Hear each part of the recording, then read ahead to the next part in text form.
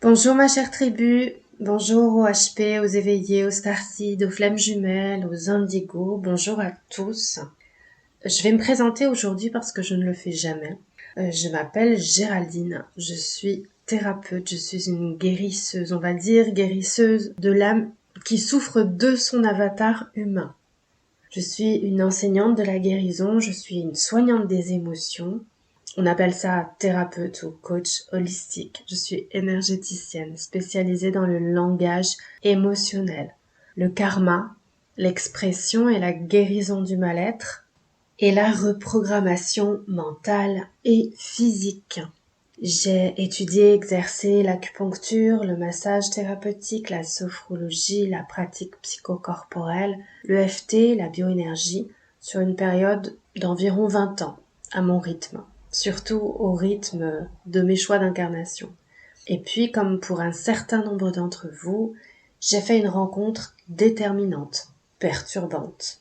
Un jumeau d'âme tombé des étoiles qui est venu activer un très ancien et très lointain encodage dans mon ADN, dans mes cellules, dans mon véhicule multidimensionnel, mon aura. Et tout mon être s'est réveillé, réactivé dans un programme qui s'est enclenché, qui s'est déclenché.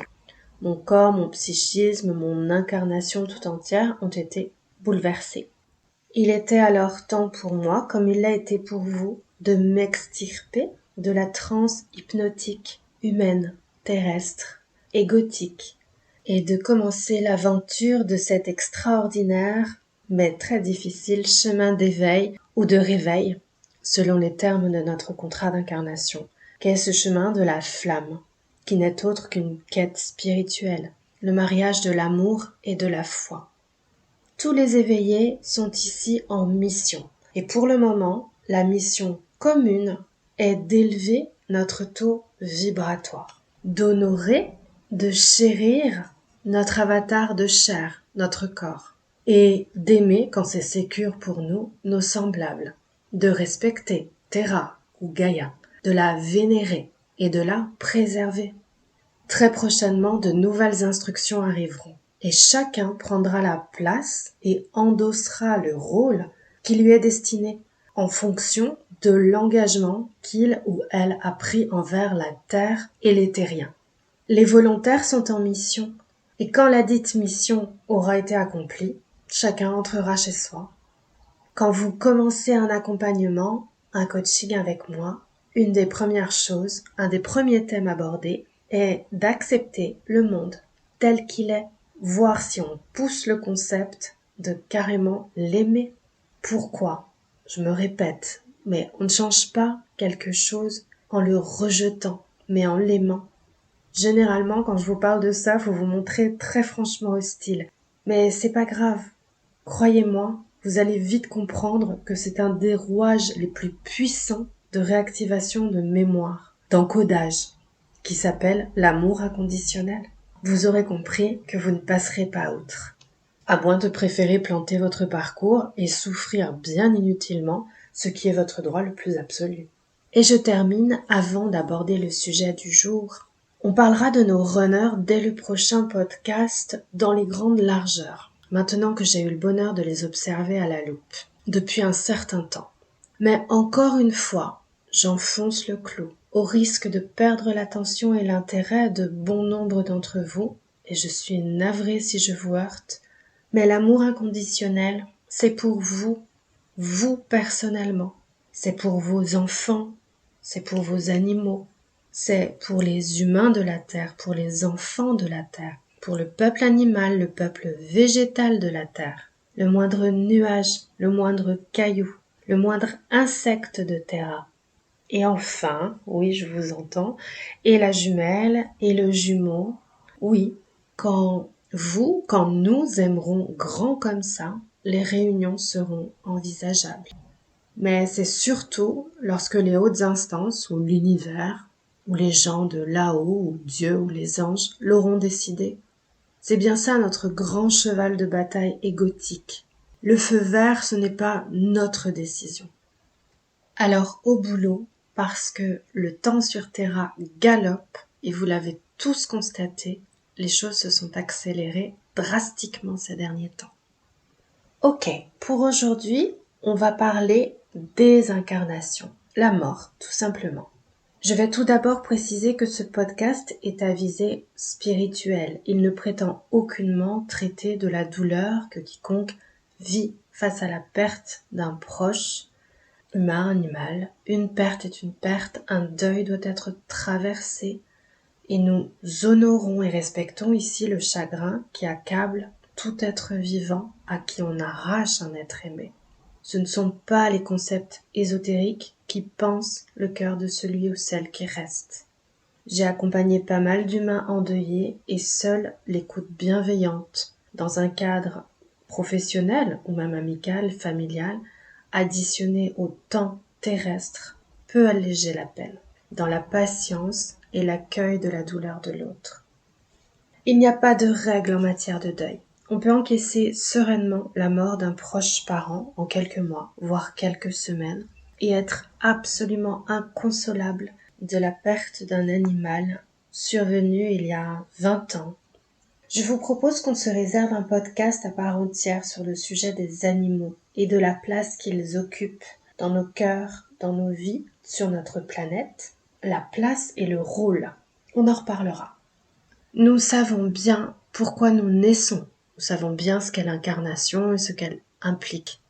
Disons que nous avons signé quelques accords et que nous nous sommes engagés à être des humains lumineux, sur cette vie en tout cas, du mieux que nous pourrons, et à régler quelques contentieux karmiques. Je pense que si vous m'écoutez, vous savez, ou du moins vous conviendrez, car tout ce que nous savons, c'est que nous ne savons rien, vous conviendrez que vous êtes un enfant des étoiles. Suivant la sensibilité, les aptitudes et les caractéristiques physiques même parfois, on peut ressentir qu'on appartient à telle ou telle constellation, à telle ou telle planète. Pour ma part, je viens vraisemblablement de la planète Sirius B. J'ai reçu l'information, on m'a indiqué quelle est ma vie là-haut, quelles sont mes fonctions quand je ne suis pas incarnée en bas. Je voyage de planète en planète pour collecter et répertorier des techniques de soins et de guérison et les enseigner et les partager aux autres cultures, aux autres planètes et races galactiques. Et je fais tout ça, je transmets, en dessinant des figures géométriques dans l'espace avec mes mains.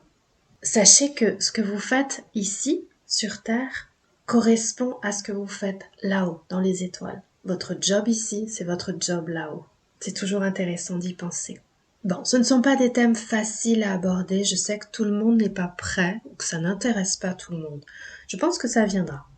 Alors, je l'avais déjà brièvement évoqué, l'humanité a été des millénaires durant, et est encore partiellement, sous occupation de forces très obscures, très puissantes. Ces forces-là ont trouvé très pratique de soumettre les humains de toutes les manières possibles et de les diminuer dans leurs capacités, notamment en les faisant mourir, soit après un long processus de dégénérescence, soit après une agonie plus ou moins longue, que l'on appelle maladie, ou encore brutalement au cours d'un accident. Ces forces obscures ont également contraint l'humanité au piège du karma, de la réincarnation, chargée de fardeaux de douleur et de la culpabilité. L'ADN humain a été perverti pour l'affaiblir par la maladie, diverses maladies toutes plus injustes et aberrantes les unes que les autres. La mort est devenue terrifiante, aliénante. Le propos ici n'est pas de débattre ou de vous expliquer comment on vit dans le reste de notre galaxie, combien de temps on vit. Vous expliquer que normalement la mort est une décision, un choix, la désincarnation est un choix. On désincarne de notre propre chef et on réincarne dans une nouvelle aventure, une nouvelle planète, une nouvelle mission, parfois après plusieurs centaines d'années de vie. Oui, les humains sont les seuls à avoir une existence aussi courte et aussi conditionnée par leur corps physique et sa dégénérescence. Les maladies génétiques, transgénérationnelles, orphelines, etc. n'existent pas dans le reste de la galaxie et leur corps Leur corps physique ne s'abîme pas, ne s'affaiblisse pas. Le karma ne les condamne pas non plus. Et les êtres sont en majorité vertueux. Si la question galactique vous interpelle, il est facile de faire vos propres recherches. Et bonne nouvelle, aujourd'hui personne ne vous brûlera sur un bûcher, ni ne vous enfermera dans un asile pour vos opinions et croyances. Vous voyez, les choses avancent. Non, sérieusement, ce qui nous importe, c'est de changer nos perspectives, de se débarrasser des vieux prismes aliénants et de chausser de toutes nouvelles lunettes de lumière pour avoir une vision cristalline, légère et inspirante. Ça changera bientôt, mais aujourd'hui, un humain peut se programmer, se conditionner à mourir comme son père, comme sa mère, à subir telle dégénérescence physique ou mentale. Oui, c'est triste, mais c'est ainsi. Le psychisme humain peut délibérément s'auto-détruire. C'est en partie le principe du transgénérationnel. D'autres, avant vous, ont déjà largement souffert, mais rien n'y fait, il faut que ça continue. Alors, bien malgré eux, ils vous refilent, entre guillemets, la patate chaude, et c'est reparti. On a déjà bien abordé cette question dans le podcast Mission transgénérationnelle. N'hésitez pas à aller le réécouter. Prenez conscience que ça n'est pas une obligation, vous n'êtes pas obligé de vous soumettre à ce transgénérationnel. Il s'agit de programmation. Le karma, c'est un petit peu plus acceptable sur le fond. Alors, pour ça, si vous voulez, vous pouvez réécouter Karma Beach. On fait une bêtise, on doit la rattraper, la payer, la vie suivante, prétendument pour réparer, pour rééquilibrer. Je dis prétendument parce que si les êtres étaient vertueux à la base, s'ils n'étaient pas pervertis, le karma n'aurait absolument aucun sens. C'est un piège sans fin. En gros, ce que j'essaye de vous faire comprendre, c'est qu'avec le karma, le transgénérationnel, la maladie, la vieillesse et la mort, on peut bien penser ce qu'on veut du genre humain, reconnaissez avec moi qu'il n'avait aucune chance. Rassurez-vous, ça va changer, sous vos yeux médusés, dans pas bien longtemps. Alors bien sûr, on en convient, les humains ne sont effectivement pas tous des anges, et beaucoup trouvent leur compte à collaborer dans la noirceur avec l'ennemi, et ont largement tiré leur épingle du jeu de l'état profond. Oui, ça a toujours été. À l'image de leurs envahisseurs et occupants, les humains, une partie des humains, sont devenus des assassins, des tortionnaires. Le pire fléau pour la planète, pour les animaux, les humains, c'est bien les humains. Alors ceux-là, oubliez-les. Ils vont disparaître. Ils ont perdu la guerre. Soyez tranquilles, ce n'est pas pour eux que vous êtes là. Et maintenant, pensez aux humains victimes, aux humains grand cœur, aux humains courage, aux humains qui sont restés des résistants, envers et contre tout se sont battus, sont restés bons, bienveillants, millénaires après millénaire malgré l'oppression implacable. Ceux qui donnent même quand ils n'ont rien, ceux qui se sacrifient, ceux qui subissent, ceux qui protègent. Vous les voyez ? C'est pour ces humains-là que vous êtes venus dans cette vie, probablement après plusieurs incarnations. Dans ce groupe d'humains-là, il y a des héros, je vais vous les montrer. Quand on a subi des revers de situation, des échecs, des pertes d'argent, des blocages en tout genre, des conflits, des divorces, ce sont des questions karmiques, des ajustements. Libre à vous de considérer que c'est la fatalité, le destin. C'est une interprétation commune. On peut aussi penser qu'un affreux dieu barbu installé sur un nuage s'amuse à frapper les gens de ses foudres de manière aléatoire, comme ça pour passer le temps. Ou encore que c'est la faute à pas de chance.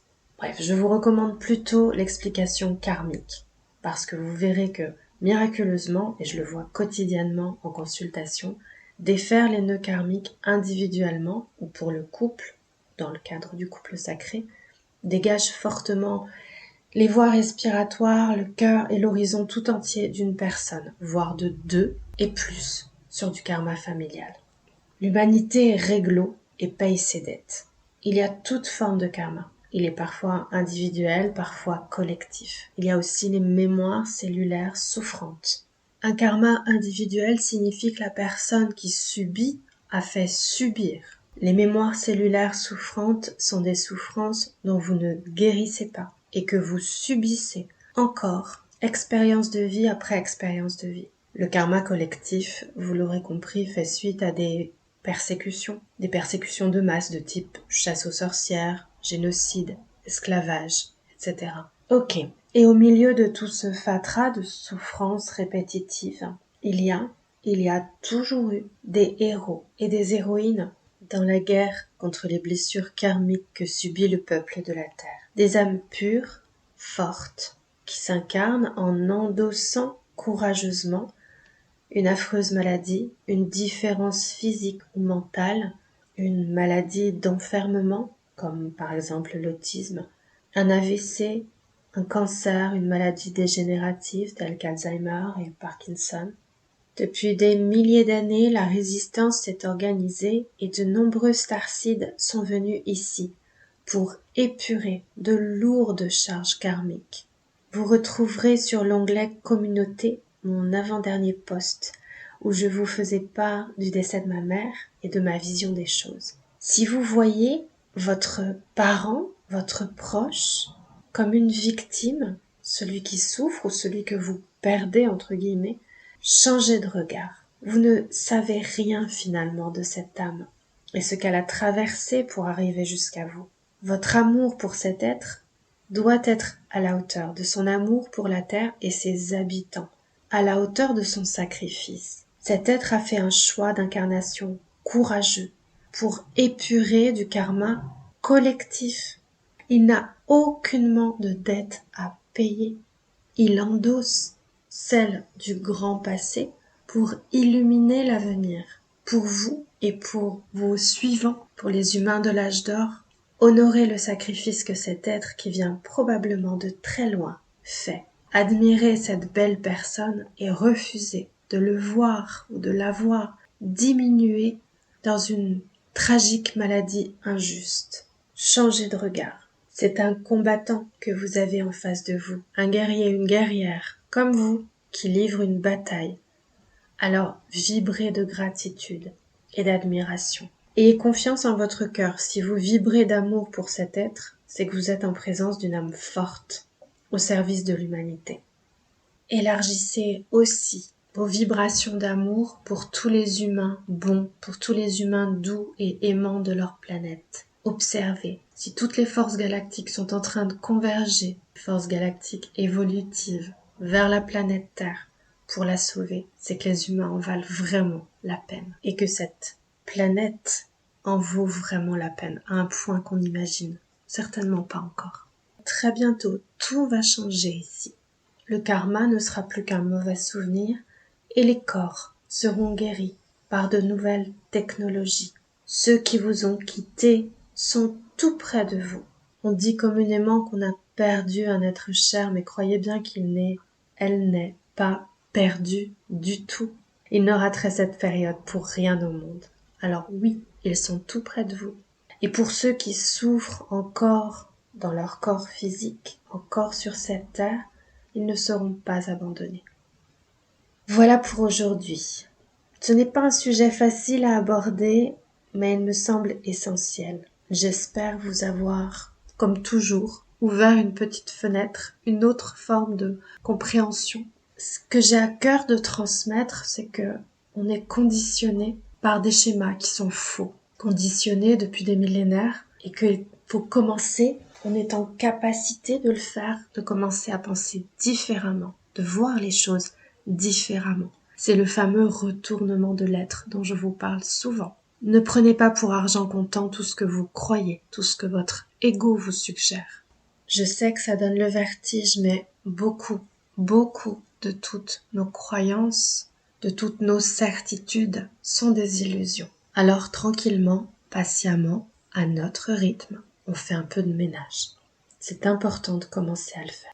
N'hésitez pas à bousculer vos croyances. Bientôt le vieux voile d'illusion tombera et vous verrez tout d'une perspective toute nouvelle. Merci de vous abonner si vous nous rejoignez. Merci à tous de m'avoir écouté. Pensez à liker pour que d'autres découvrent mes podcasts. Ici, il y a une vibration particulière, on le sait. Commentez, partagez, mettez des mots sur vos émotions. C'est comme ça qu'on guérit. Je vous embrasse. À très vite.